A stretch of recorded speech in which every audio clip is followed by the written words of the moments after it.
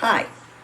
This week we're going to look at the integrated systems of the human development and how those systems chemically demand in reaction and contra reaction to each other in order for them to function normally. And we're going to go down through all of the 11 systems and have some details, show some details of what each system is responsible for. Some of the things that you're going to notice is that there are some systems, although all body systems are demanding, there are some body systems that are more demanding, have more power, like the heart and brain and lungs.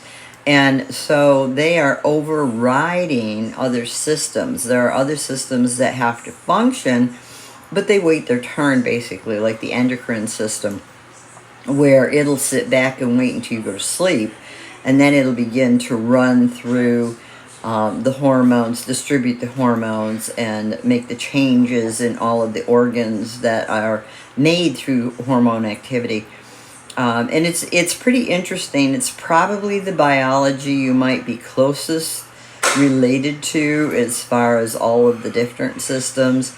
Your integumentary system being all of your skin, circulatory system being your heart and your blood vessels, your respiratory system being your lungs, nervous system, your brain and all of your nerve networks. Your digestive system is from your mouth through your rectum, through your anus.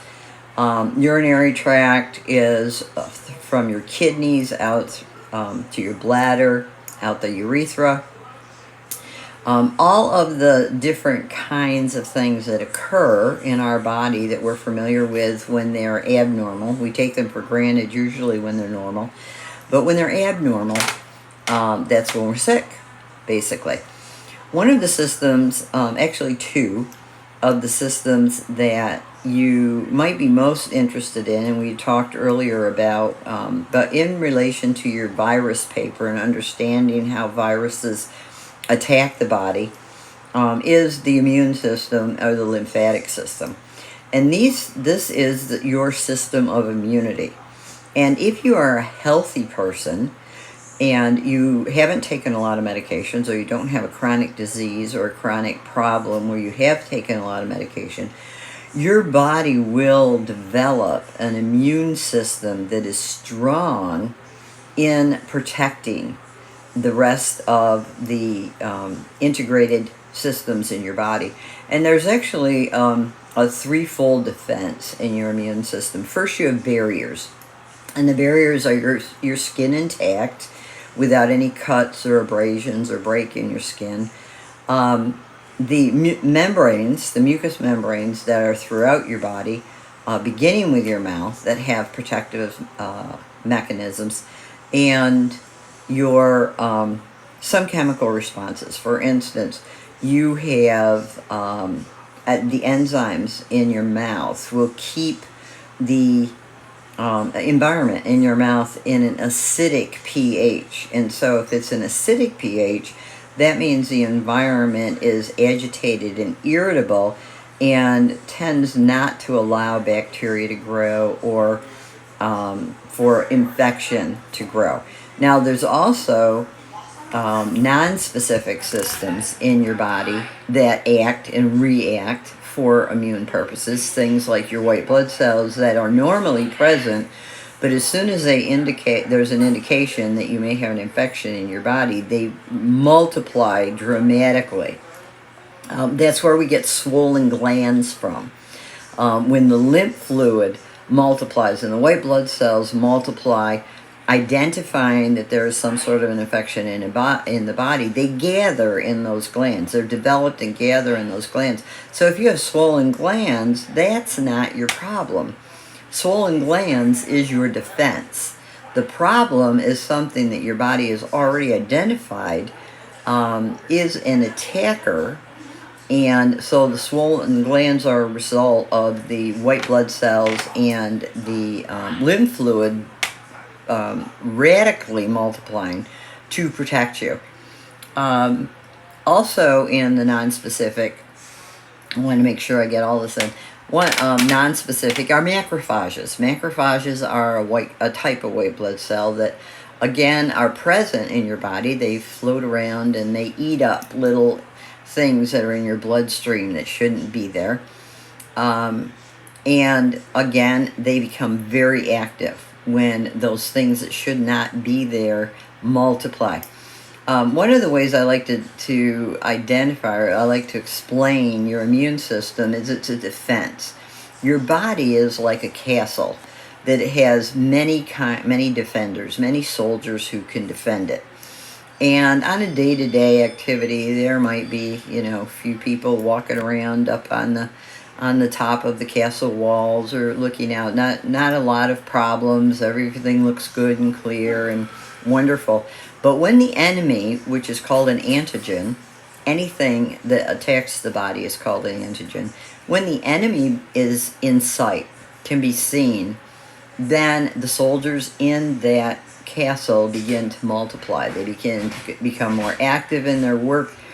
They begin to fortify, get their weapons out. So our body has chemical weapons that react in the same way, where once it identifies that there may be an attacker, there might be an antigen attacking, then antibody reaction occurs, okay? And so that's when we have the antigen antibody reaction, and it can be an allergy.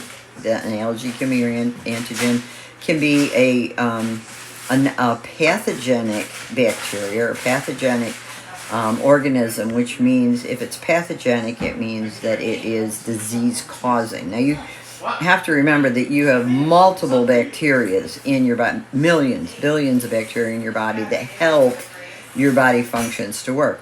But a pathogen is actually a bacteria that is an organism that is going to cause disease or potentially can cause disease. And so as soon as your body identifies pathogens, your immune system will then kick in. The third area of defense that you have in immunity is your immune system. And your immune system reaction are T cells and B cells, which are very specific cells in your body that are identified. They have the intuitive instincts, the knowledge within the cells to do certain kinds of things when they identify attackers. And they will multiply, they will develop what is called killer cells. It'll be interesting for you to read about killer cells. And they are the weapons. They are the chemical weapons in your body that is in your immune system. And so those are just some of the specifics. Maybe it's sometimes hard for people to understand immunity. We've talked a lot about immunity in the last couple of years as we worked through the pandemic, and you might have heard the term herd immunity. And the idea of herd immunity is that if there are more people that have had a disease and no longer can get it, they're immune from it because their body has developed a defense, or there are a large number of people who are vaccinated against that disease, if the largest number of the population is unable to get the disease, then the disease has to begin to diminish in its effectiveness to cause disease. The pathogen decreases in its effectiveness to cause disease because there are fewer and fewer people who are sharing the disease or communicating the disease. At the same time, there are fewer people that will get the disease. Now, normally with a virus, and you should be familiar with this by now as you've worked through information about viruses, is that normally once the body has survived a viral infection, it's built up enough immunity to survive a viral infection, it won't get ill with that virus again. Now, there have been exceptions, and we've seen through the different COVID viruses, that there certainly are exceptions. There are some people who have the disease, a mild case of the disease, their immune system didn't build a large defense, and so they were attacked and they became affected again. We see mutations occur, and we've talked about mutations in cells before, where once the disease begins to mutate, the body doesn't identify it as an attacker again. Again, back to my castle example, if the attackers first come and they're blue, the antibodies that are responding to the blue attackers, and so the attackers go off, they mutate, they change their costume, they change their weapons, they come back and they look red. The castle or the body says, oh, I don't really know what this is, I've never seen these before, I'm not really sure what this is. Well, the same kind of thing happens to your immune system, where anything that mutates and comes back to you looks a little different, and as a result, your body may not have the kind of defense against it that it should have to prevent you totally from being unaffected. Excuse me. Excuse me. And so there are situations where people are both vaccinated or have gotten viral diseases where the disease turns around and can affect that person again, in a different way usually, but it can be a reinfection. Also, people who are already having their castle has already been attacked several times with, for instance, a chronic disease, asthma, diabetes, hypertension, things that are constantly causing impacts on the health of the body. That immune system gets low because the defenders there are getting tired and they're getting worn out and they're not developing quickly enough, renewing quickly enough. They haven't had enough rest. And so another thing comes at them, another attacker comes at them, and the body becomes affected again, or becomes affected with something else. This is why we saw so many older people where COVID-19 was fatal for them, because they already had heart disease, they already had some sort of lung disease. The children that we saw initially that were affected with COVID were children who were born with asthma, so their body was already, again, fighting this chronic disease, and their immune system was very, very low. They just didn't have the defense. So there's good information about that in this unit as well. This is one of my favorites because anatomy and physiology are one of my favorite courses to teach.